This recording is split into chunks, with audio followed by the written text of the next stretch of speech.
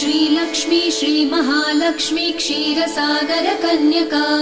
उत्तिष्ठ हरिसम्प्रीते भक्तानां भाग्यदायिनी श्रीलक्ष्मी श्रीमहालक्ष्मी क्षीरसागर कन्यका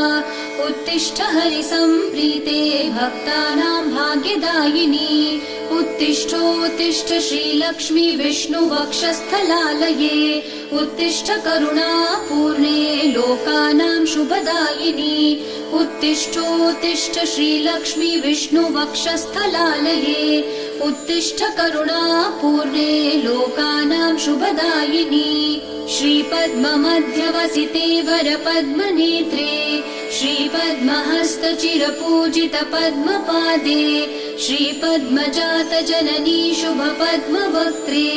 श्रीलक्ष्मी भक्तवरदे तव सुप्रभातम्।